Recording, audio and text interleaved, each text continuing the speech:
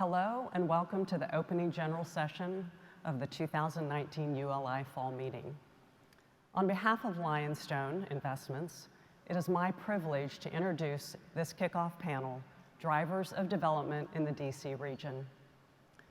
For the last 8 months, Lionstone has been involved with Virginia Tech on a project, one of two very special and related ones in this vicinity. And I'd like to tell you why they are so reflective of what collaborative urban land use is all about, and it's one of the most exciting our firm has ever worked on. It's exciting because at Lionstone, we specialize in helping create places for productive people. We do this using proprietary analytics to execute investment strategies that reimagine mixed use. Mixed use, remixed, to serve the needs of the next generation of America's workforce. How? By combining and recombining different product types in a super data-saturated environment to create real experience, not just real estate. We strive to avoid obsolescence by investing nationally in a relatively few locations where innovation, economic vitality, and productivity intersect to create sustainable and vibrant communities. And well, that intersection is exactly what is driving development here in the DC region and National Landing. Amazon, represented here by Holly Sullivan, is investing in the creation of jobs for the most imaginative, educated people that they can find. While Tim Sands, on behalf of Virginia Tech, is educating and inspiring those people, preparing them for the careers of tomorrow. So with these two, we've hit the trifecta. Amazon creates opportunities for productive people. Virginia Tech educates ambitious, productive students for those opportunities. And Lionstone, along with our wonderful local partner, JBG Smith, provides the best place for them to have rich, meaningful, productive lives. Our partnership with Virginia Tech to plan and develop that place, the 65-acre site at Potomac Yards is at the heart of National Landing and is the ideal location for the future Virginia Tech Innovation Campus. The joint force of Amazon with the Virginia Tech Innovation Campus will be a global beacon of public-private partnership that will set a new standard for creating an amenity-rich environment that will truly drive this local economy. We also want to say a big thank you to the Commonwealth of Virginia and the City of Alexandria for having the foresight and the courage to combine this amazing opportunity with great education in an innovative and sustainable place. And now, let me turn this over to Jason Miller, CEO of the Greater Washington Partnership, to lead the first session on how this great opportunity unfolded and the influence these decisions will have over our community for many years to come. Thank you. Good afternoon, everyone, and welcome. We have a fantastic opening session. This is an inside look at the decision and process that created a national conversation about what makes a region competitive in a rapidly changing world, and the resulting investments by Amazon, Virginia Tech, and JBG Smith that can fuel a bright future for the Capital Region. Let me introduce the panelists. Holly Sullivan, the Director of Worldwide Economic Development at Amazon.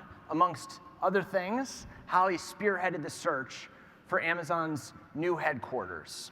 President Timothy Sands, the 16th President of Virginia Tech, a role he's held since 2014. Do we have any Hokies here in the audience? All right. You. And Matt Kelly, the CEO of JBG Smith, the largest real estate developer, owner, and operator in the Washington, D.C. area.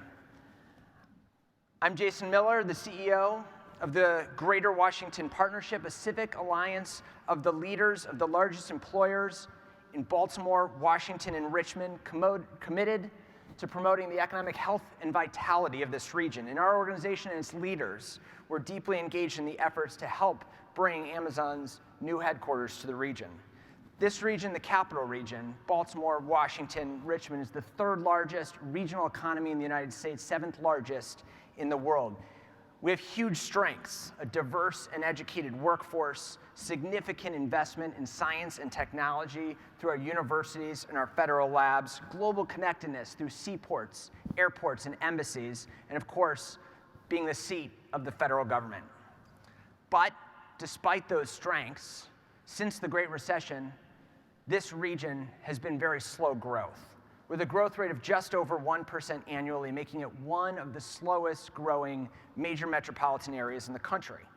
But the investments we're discussing today have created a real sense of optimism, the potential for a real shift in our trajectory going forward. Now, this discussion started in 2017 when Amazon released a public request for proposals to communities around North America. And in that initial call, a mere 238 bids were received, some of which included some pretty attention-grabbing things: a 21-foot cactus, a solar array in the shape of the Amazon logo, and even a town offering to rename itself Amazon. So Holly, let me start with you. Tell us about the process, what stood out in addition to cacti, and why ultimately you came to the decision to locate the new headquarters here in this region. Absolutely. First of all, thanks for having us today. What a great audience this is. You're massive. It's a great honor to sit up on the stage with everybody here today and kind of tell the story about the hows and the why. Several things stood out about the process. I think the primary thing is what all companies are looking for, and that's talent. We need talent on day one, but we also need the robust partnerships of creating a longer-term talent pipeline. When you look at the DC region, specifically Northern Virginia, there's already a great talent pipeline there, so how do we continue to harness that? We also had the real estate opportunity with JBG Smith, and it's great to find a physical location in the Crystal City, Pentagon City, now commonly known as National Landing. They lost 35,000 jobs in the early 2000s due to BRAC. So our commitment of job creation was really filling that gap of job loss previously. And there was also a great cultural fit, not only with JBG Smith and their vision of creating a neighborhood, but also the community itself. We had wide community support, Virginia Tech coming to the table and really wanting to dive into a more formal partnership of creating that tech talent pipeline. We had the transit infrastructure, and Jason already talked about the wonderful amenities of the entire region. And the more site visits that we did here, we started to understand here's a great place for us to not only create jobs, but create a new neighborhood. Great. Thanks, Holly.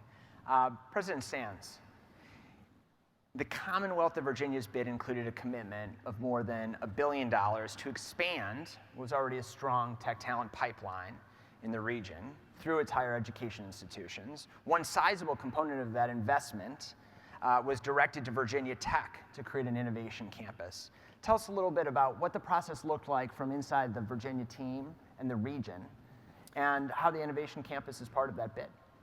Well, thanks, Jason. Yes, there are two sub-stories there. Really, there's the Commonwealth of Virginia's story, which we have the #1 public higher education network in the country, but we recognized even a few years ago that we weren't keeping up with the demand for our graduates, that the tech economy was going to grow a lot faster than we could accommodate. So the governor, the General Assembly leadership, the Virginia Economic Development Partnership led by Steve Moret, the universities all realized they needed to move and move fast. And that impetus was driving this whole tech talent pipeline idea.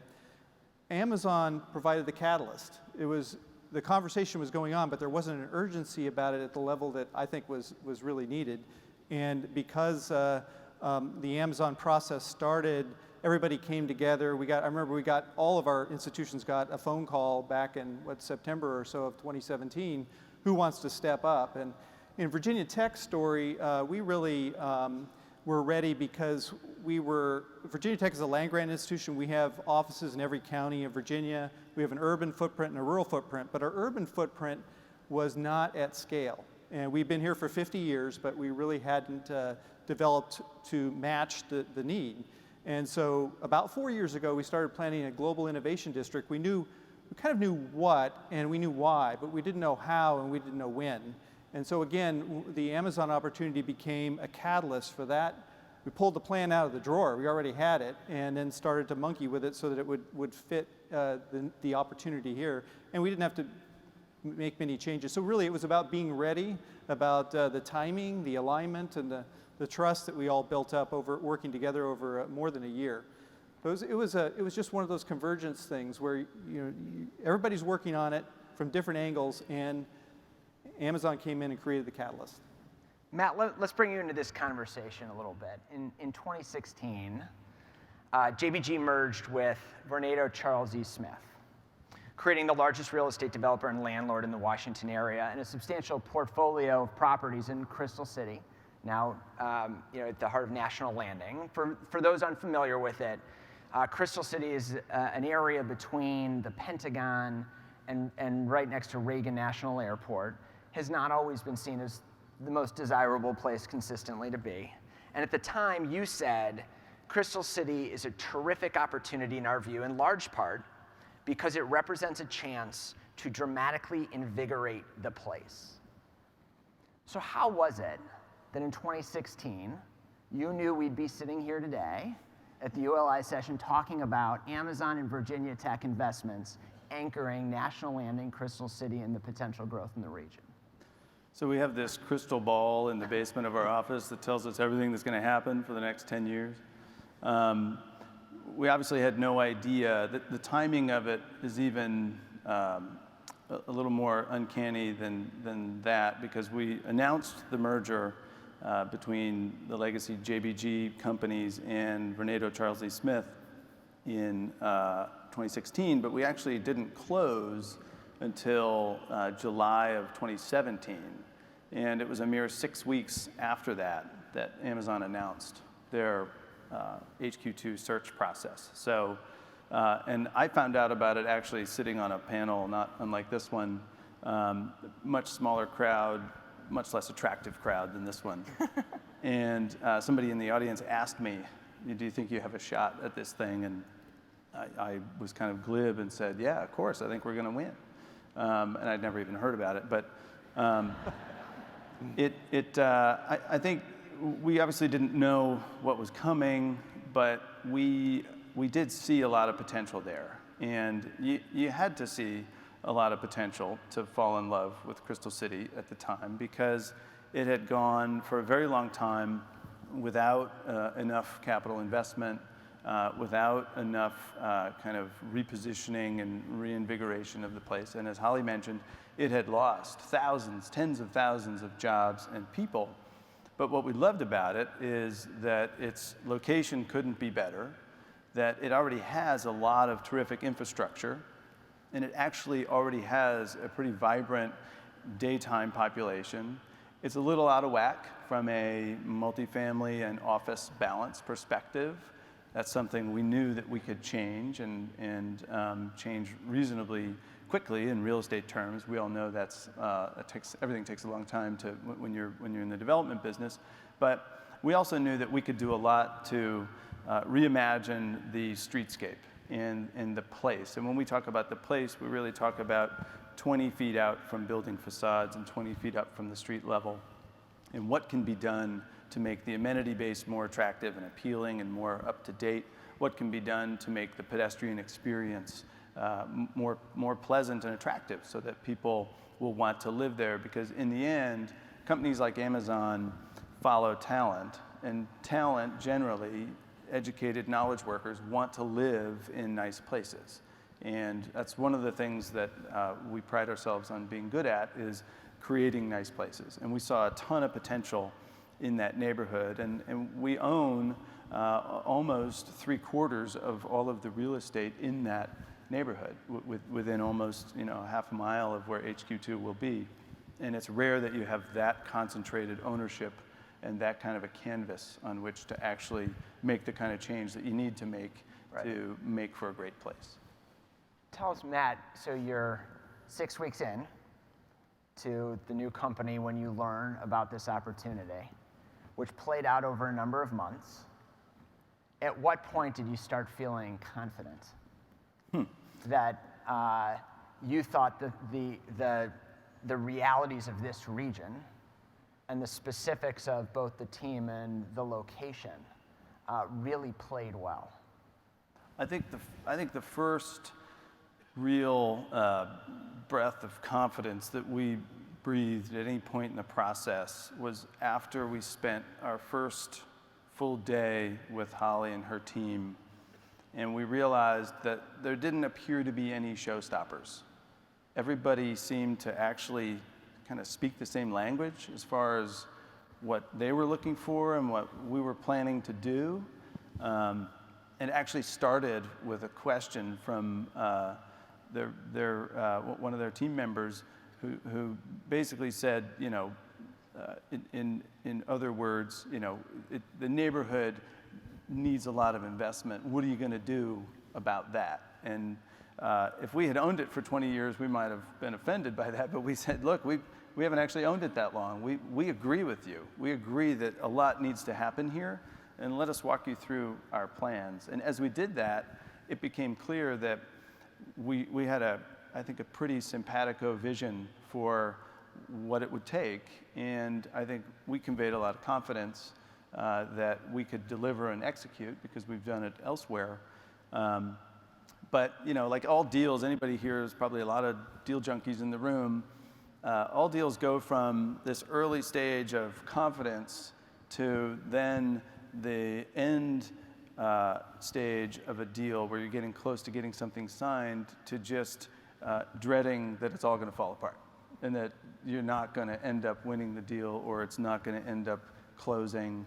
And so your energy and excitement about the confidence of this could be real is quickly diverted to, we got to do everything we can to make sure this stays on track. Yeah. And that's really what we spent most of our energy doing, was trying to actually make sure that we weren't missing anything and that everything that was supposed to stay in the boat stayed in the boat. So Holly, you collected a massive amount of data as part of this process. You talked about some of the factors that made this region stand out. I'm sure when you met Matt and team, it was a standout moment, and the power of higher education in this whole region. What were the data points that started to stand out that really differentiate not just we need one of the places in the country with talent, but uniqueness to this region? Great question. So there was no single location that we knew we could go in and hire 25, 30, 40, 50,000 people. So we looked at not only what the type of talent there today, the higher education, how we could build a talent pipeline, but also what type of people were moving into the region and what type of people were moving out of the region, and maybe made some assumptions on what was taking them out of the region. And Washington, D.C. is a unique location in that it has a lot of that talent, but there wasn't a huge tech talent catalyst here to harness some of that talent and keep a lot of that talent here.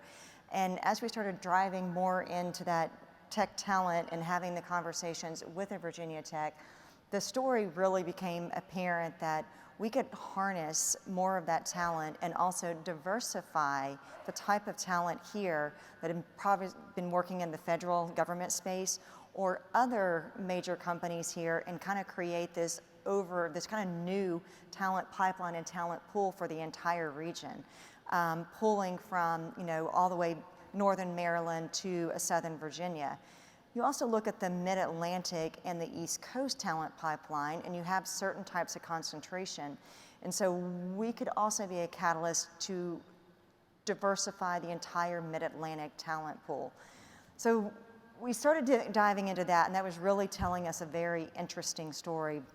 And then going on the site visits, we made multiple to this area and looked at multiple real estate sites in all the jurisdictions, multiple. And but the location in Crystal City, Pentagon City, now National Landing, you could start feeling it. And as we started peeling away the layers of opportunity, first it could meet our immediate needs of needing 500,000 square feet of space. Not every major metro can do that. In conjunction with the development site, that you could start creating that neighborhood feel, so you didn't have employees, needing to relocate if they rented or purchased a house, or even, had their favorite coffee shop, in the block.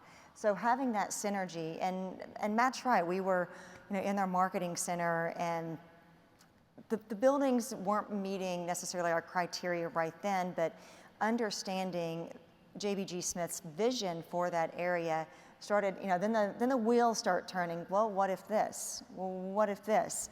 And we walked, I'm sure we stood out like a sore thumb, 11 people walking down sidewalks and taking pictures and awkward things. We were taking pictures of the blockades in front of the walls because they were former federal government tenants.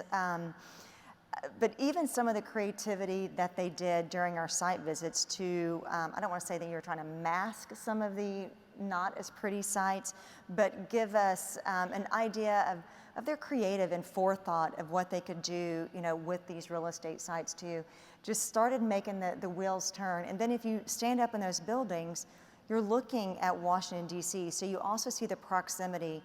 And we knew that this would have a regional impact, so having that aesthetic perception of a Washington, D.C., and you can actually see parts of Maryland from the top of the building, really also made us feel that, we're part of something bigger than just a specific site, and it also helps our neighborhood and our employees feel more welcome within the district.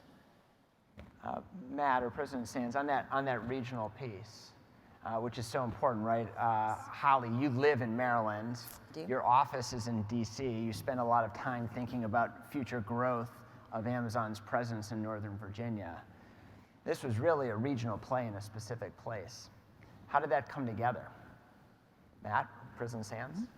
Yeah, I think it was noticeable to us that nobody thinks more about the different parts of this region than the different parts of this region, which is to say that the tenants don't really care that much where the county line is or where the city border is. They just care about where the talent is and where are my employees going to commute from and to. And there's a lot of potential for infighting and other things, but I think this process was really exemplary in that the parties in the region came together in a way that we had not really seen them do before. It's not that often that you're pursuing something this big that requires that you come together, but through the work of the Greater Washington Partnership, kind of coordinating this to help pull it off, but the cooperation around the Metro funding agreement, I think was mission critical, because the last thing anybody in the region wanted was for Metro to stumble in the summer right while Amazon is touring and making these decisions and have egg on our face because somehow that didn't come together. So there was a lot of cooperation around that, and it was done without a whole lot of drama, at least not in front of the cameras.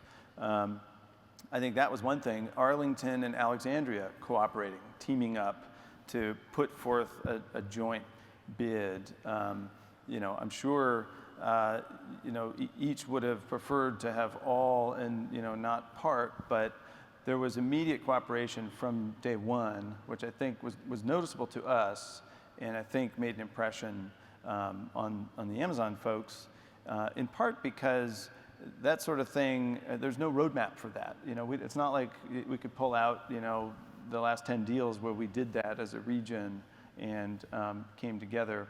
I think it would have been great if we could have gone even farther with that and really had Maryland, Virginia, district, some kind of pooled package, and maybe that's something to strive for. But I do think it was a really terrific and encouraging start to how that can come to bear on trying to solve for a big outcome. And the same thing happened for higher ed. The Greater Washington Partnership pulled together the university presidents from Virginia, Maryland, and D.C. And I have a vivid memory of that because it was after the 20 semifinalists had been identified, and we had one site in each of those three jurisdictions. So all the presidents got together, and you were part of that, Jason, kind of talked about going in together with this. We wrote a letter to Amazon, basically all of us signing it, saying that a win for any one of these three is a win for the region, and that all of us would support the development of that tech talent pipeline of retaining talent, developing talent. And I think that was really a transformational moment for us. I've never asked Holly how that was received at Amazon, but for us, it was really important. So I'll kind of echo your comments, and that regional cooperation was so important. If you go back and look at the original RFP that we put out, I mean, regional is in that almost on every single page. And watching the Metro funding vote was not only about the operation of the Metro and being able to sustain a massive transit system, which is critical, I think, to our site and choosing this location, but it also signaled that all three jurisdictions are willing to work together and have a productive conversation. And then on top of that, having the higher education teams within the three jurisdictions also come together. I can also say I've had multiple conversations with all the jurisdictions post-announcement and post-selection, and there is still that regional cooperation and regional success story of Amazon, putting a fairly significant flag in Arlington County, that it is a win for everyone. And we continue to have very good relationships and champions in each of those jurisdictions to make sure that it's a success. And our employees will be living in those jurisdictions, so they will be part of those communities too. So it's so important that we continue that regional conversation. So just on that, the talent pool is spread throughout the region. President Sands, you talked about the 80 presidents of higher education institutions coming together and say, look, we're all investing in the innovation and the talent in this region. And when you aggregate it, it's the third largest, just from a digital tech talents, the third largest pool of digital tech talent in the country, behind the New York area and the Bay Area and California. But it's actually the #1 producer, 2-year, 4-year, and graduate degrees of any region in the country for tech talent. But so much of what you're doing and the investments being made are about how do you nurture and evolve that talent ecosystem going forward. President Sands, what are the types of things we need to do to really take advantage of this, building off of what you're doing and what the entire region is doing on that talent need going forward?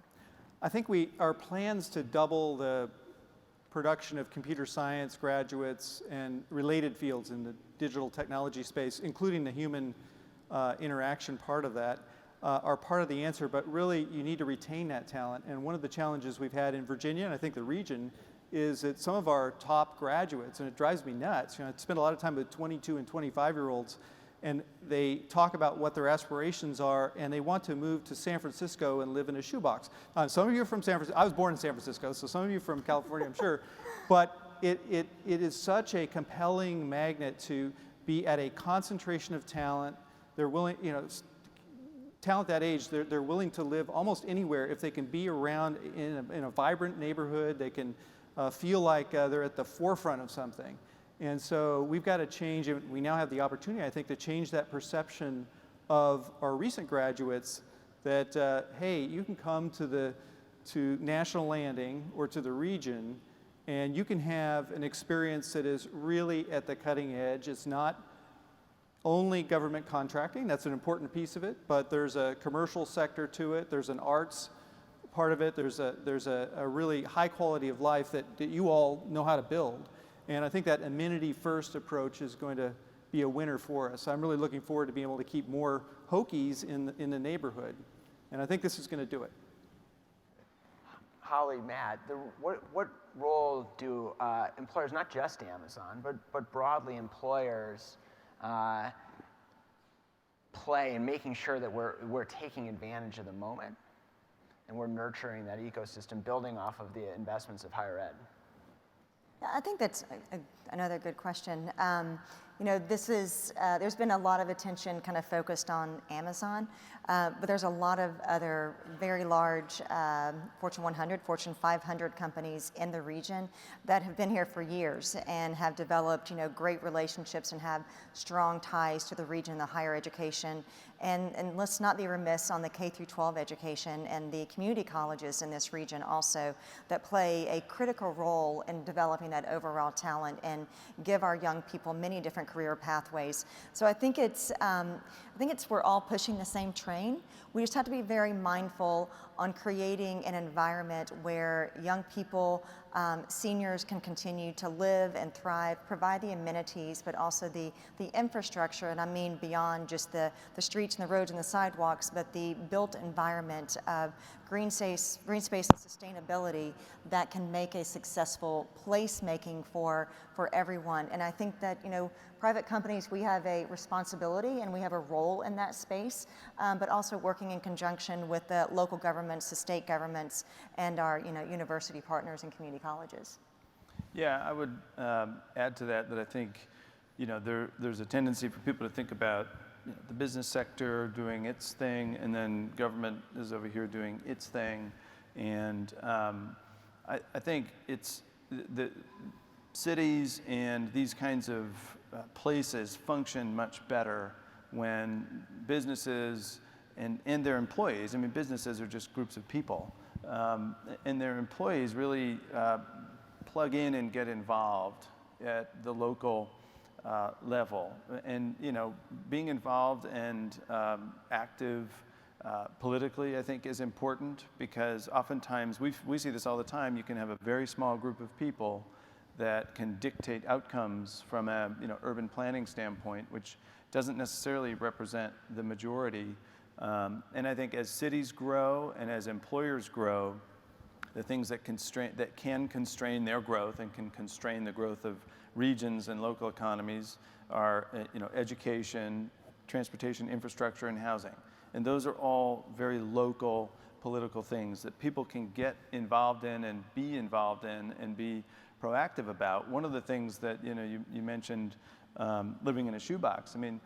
One of the reasons why people are often forced to much smaller housing is because in many cities throughout the country where there's been a lot of prosperity, there's also a lot of NIMBYism, and NIMBYs want to constrain how much actually growth can be accommodated in the built environment, and that puts a real constraint on the ability for businesses to grow and hire people, because there's nowhere for them to live, or it pushes development into sprawl territory, and the traffic gets so bad nobody wants to live there. And so these are things that local citizens really do control, and people need to be active and involved, and not just assume that government will figure it out and get it right, because these things unfold with local stakeholders at the table all the time. And if you're not one of them, then you're leaving it to somebody else. We have a motto at Amazon. One of our leadership principles is think big.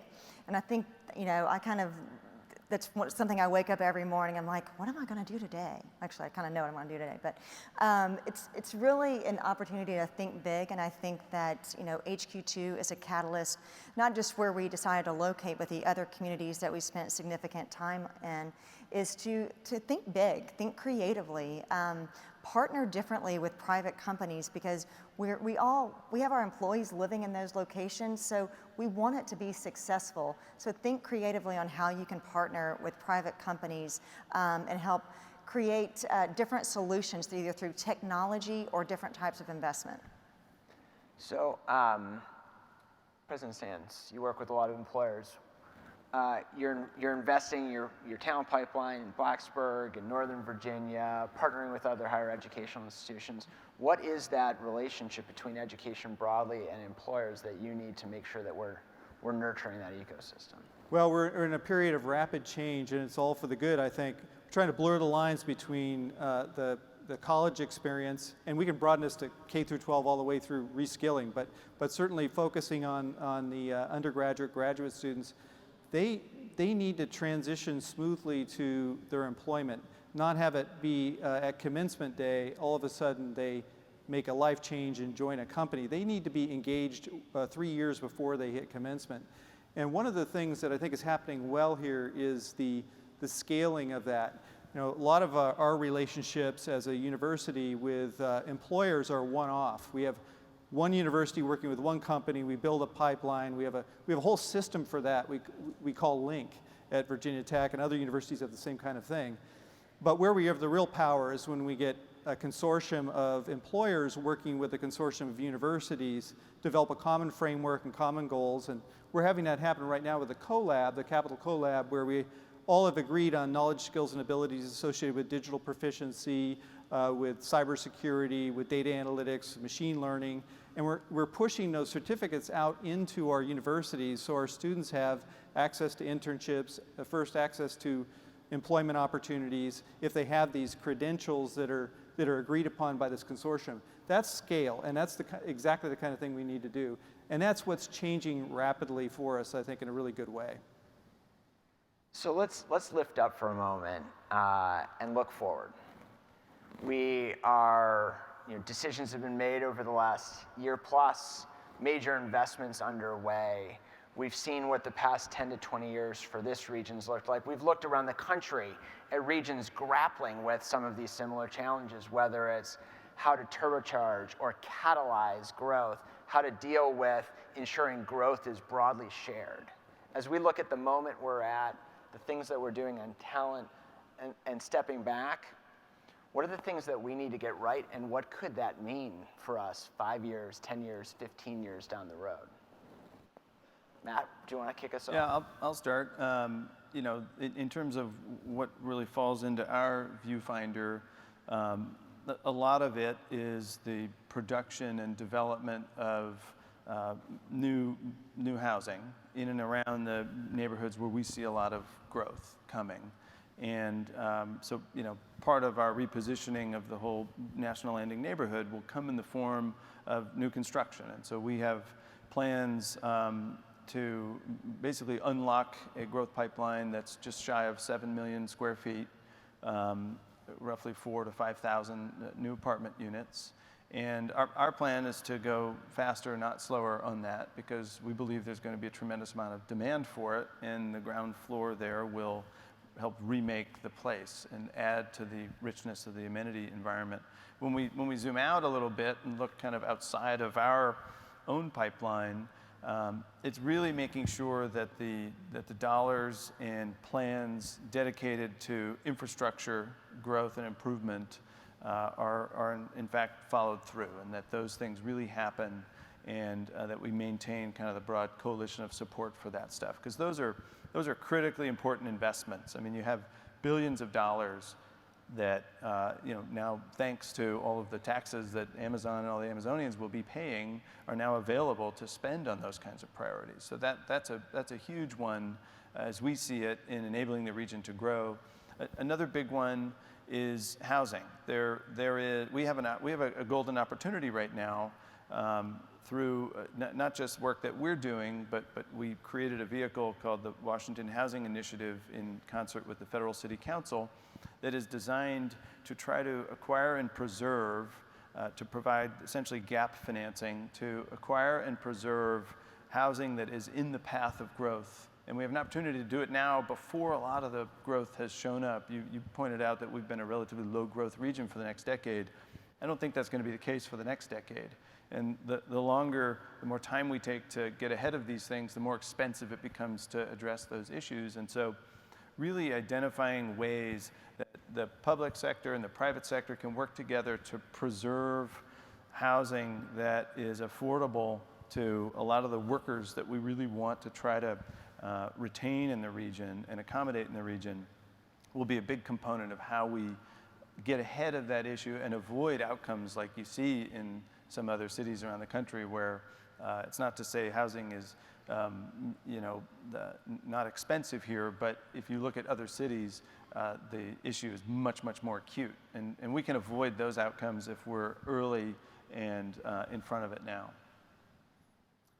If I could add maybe one overarching opportunity and challenge that we've got is the urban-rural divide, or the urban-rural synergy. That problem has to be addressed right now, and I think we have a great opportunity to do that. Employers like Amazon, I think in the next 5 or 10 years, are going to be struggling with the idea that some of the folks they want to keep, to retain, are ready to move from a urban concentration of talent to a rural concentration of talent, if you will, to small cities in the vicinity of the mega city. And for various reasons of their lifestyle changing, kids, dogs, whatever it may be. And how do you create opportunities for employees to move back and forth from into different environments that suit their current stage of life. And Virginia Tech, because we're a land grant, we're all over the Commonwealth. We have this problem right in front of us: is how do you create that kind of synergy? We're noticing that a lot of employers are, especially in the tech talent area, they want to be near concentrations of talent and sources of talent. And we're starting to see them make decisions about co-locating, building up a capability in a small rural city, in a rural environment, a small, maybe 100,000 people type city, but also having great connectivity in terms of broadband and transportation with an urban center where there's a huge concentration of talent. So I think that big picture thinking in terms of the rural-urban challenge is an opportunity that we can address with our growth in the tech talent area. From an Amazon perspective, I think that we're a unique company. We're peculiar in that we're not only locating our corporate headquarters in Virginia, but we also have thousands of jobs already in the Commonwealth and rural areas also. All throughout North America, between our operations centers, our fulfillment centers, our call centers, our corporate offices, and of course our headquarters, and our data centers. And so that diversity allows us to be plugged into the rural, the suburban, and the more urban connectivity. And I think that our primary, I think challenge and responsibility will be to continue that talent pipeline of hiring and creating those job opportunities at different levels and different skill levels and different opportunities in the rural and the urban and the suburban. I would be remiss in kind of teaming on what Matt was saying, and something we don't have control of, but I think is really critical, and I'm putting on my planner hat of 25 years ago. And I was a planning director, and that is the power of land use. It is a very powerful tool that local governments have and states have influence over that can really help shape neighborhoods and shape communities, and investing in that infrastructure. As we start talking about affordability and start talking about services, the land use opportunities of working together as a region to understand the decisions we make today are the implications later, I think are really critical to this region's success. Yeah, I would add to that too, that having an appropriate balance between the neighbors and the local community and the broader community is important, because again, not to harp on NIMBYism, but when you look at the things that constrain the growth of cities and the things that actually increase the cost of housing and increase congestion, it's resistance to more productive land use. It's when NIMBYs come out in strength and try to put moratoriums in place and try to shut down development and try to say, we don't want any more density here, or we don't want any more height there. The cost of that is less housing, more congested roads and greater sprawl, and less opportunity for people who want to be near these job centers. So, the catalyst is in place, things are moving. What are you already seeing from a demand standpoint? How is that, already starting to take off?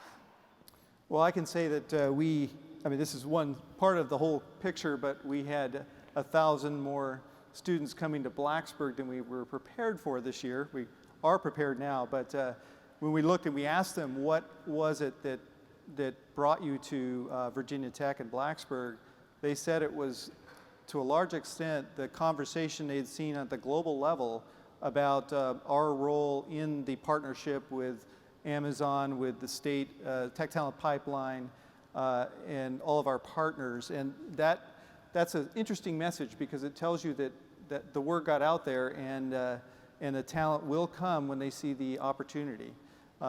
They're all coming to Blacksburg, which is 4 hours away, but they see the opportunity then to transition to National Landing, to employers like Amazon, as part of the evolution of their time in higher ed. So I think that's very powerful, a very powerful signal, and I think you're going to see that across the board. Along the same lines, I don't know if anybody was here last night and saw the local news coverage, but we had a career day, a national career day, and we had thousands of people in Arlington to come learn about, hiring at Amazon, what type of jobs are available, and these are, people that want to stay in this area and also people that might be looking at other opportunities. So it was quite powerful seeing the numbers of people turn out in a neighborhood interested in working for our company. And I think it speaks volumes to this region. Yeah, I would say we've seen it on the demand side as it relates to other businesses, educational institutions, associations, others that want to be in this ecosystem. They want to be near. They want to be near Amazon. They want to be near Virginia Tech. They want to be part of this, and I think a lot of them rightly view now as a pretty good entry point from a pricing standpoint because they know there's a lot of change coming. You add up everything that Amazon's investing, Virginia Tech is investing, the Commonwealth, JBG Smith, others. You get to numbers that are $5 to $8 billion of investment over the next, call it, decade in a little stretch of territory that's about a mile long. And so that's pretty extraordinary.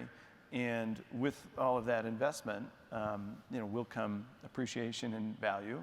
And as that unfolds, I think people are realizing now is a good time to try to plan for that. I think the other thing we've seen, because we're very focused on the merchandising of the retail and the types of amenities that we're putting into these new buildings, as we develop our plans right along Crystal Drive, we're going to be almost quadrupling the amount of street retail that people will be able to enjoy there. And the inbound outreach from retail operators and folks that want to be part of this, went off the charts after the Amazon news. Not that they didn't love us and Crystal City already, but Amazon was really what I think put that plan on the map for a lot of people outside of our region, and that's been pretty powerful. I've heard more coffee shops, just by the way.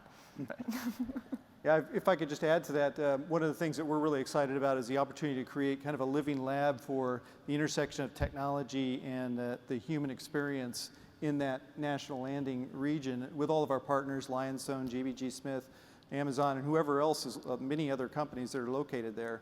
And I think that will keep building and making this area look more and more attractive. Bringing technology in very useful ways, thinking about the human experience, not just for the typical tech-savvy person, but for the person maybe who isn't as comfortable with technology. I think that will be a magnet to even amplify the kinds of opportunities we have to attract talent. So you're already starting to see the movement, the demand. All of you are engaging with a national audience. We have a national audience here today. How quickly is that shift happening in terms of what the perception is of this region and what we might look like 10 years from now? How are you seeing that and feeling that? Well, I'll start out. We've had conversations with a number of companies that are located out of this market and looking to open an office here or in some cases potentially move here. And I think there's a lot of headline awareness, but a lot of those businesses are not as aware of the fact that this is a market where the business climate is, and the business government partnership climate is relatively active and cooperative. I think a lot of them come from other cities where it's very adversarial, and we don't have that as much here. It's not that everybody's just letting everyone do what they want, but it's just we talk to each other a lot, and it's pretty cooperative, and it functions reasonably well. And so what I've found is that each one of these conversations we have is a bit of a deeper dive education on what it's actually like here, what it's like to do business here in this region. And I think that'll be a longer education period. I also think that if you're a young, educated, recent college grad and you want to work in a policy field or for a think tank, this is a no-brainer of a market to move to. You come here, and whether your job works out or not, you'll end up working somewhere else in a similar field. And even though we are a rich pool of talent from a tech perspective, I'm not sure that prior to Amazon's decision, we were as high on the list for recent college grads thinking I want to work in a tech field. And to your point, we export more than any other of the top 10 cities that produce this kind of talent. We export more of our educated tech grads, or at least historically we had. Hopefully with companies like Amazon and others creating more of that ecosystem, there'll be more household name employers here that will compel people to think of us that way, and we'll actually keep more of the talent that we produce and attract net new talent to the region looking for those kinds of jobs. So we're closing in on that time where everyone wants to get to the wharf for the next event. Holly, you were pretty busy last year. What was the single craziest thing that, as part of that process, that you received? There were many crazy days, 20 site visits. I think the craziest was, if you look at the RFP that was released in September and look at the specific criteria of that, the amount of RFP would most likely be somewhere in that 40 to 60 neighborhood. When I'd set up a room in Seattle because everything was being delivered there, and it was about, there were news stations were, in fact, one news station, there was like 3 cameras out there, and I literally like slipped in behind them. I was like, if they only knew. It was about 6 a.m. and people were standing outside to deliver their RFPs, and I'm walking up the steps, and this lady sees me, and she's like, "Are you Holly?" And I was like, I am. She had a surfboard delivered as part of their RFP. So I think it was that day of the enthusiasm and the excitement of these communities and the creativity that they put into it to brand their community. And so now I know so much about all these locations, but I never anticipated 238 RFP responses. It was 10 p.m. and there were several of us in the room. I said, well, I guess I'm opening up some of the last boxes. And somebody that works on our team said, oh, Holly, I've got to go get a whole nother pallet. I literally walked into a conference room next door, and I was like, okay, serenity now, we can do this. I think just that level of excitement that the RFP and the information that the communities put in, and from that we were able to take notice of other locations. We located a fulfillment center, over $200 million investment in Birmingham, Alabama. We have since expanded our corporate office in San Diego. So that information, went into how we could make other decisions and other investment opportunities. But I would say that was my single most, that will go down as a moment in my life of completely being humbled. Do you still have the surfboard? One of our members on the team still has a surfboard in his office. I could not figure out how to get it from Seattle to Washington, D.C. Great. So, President Sands, Virginia Tech has been a long-standing institution, huge growth and opportunity. Why don't you close out? Where do you hope to see, with the things that we talked about, getting it right, the catalyst that's in place, the investment that you're making, but the whole community is making? If we get it right, what does it look like for us 10 years from now, 15 years from now? Well, I think that from our perspective, and we're still having these conversations, actually that's probably the question of the day, is what does this look like and how do we get there?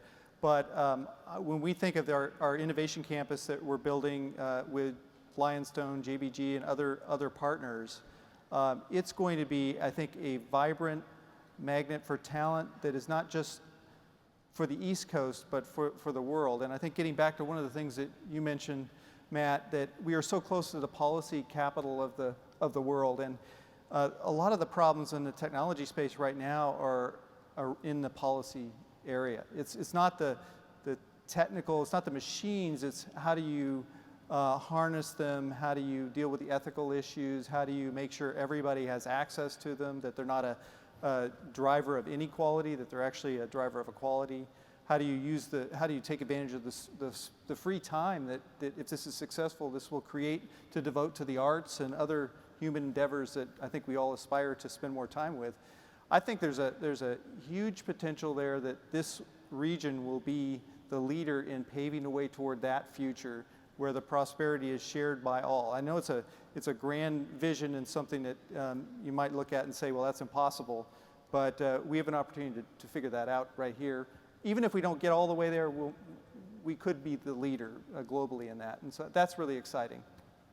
So with that, please join me in thanking our panelists for a discussion on what this catalyst might mean for this region.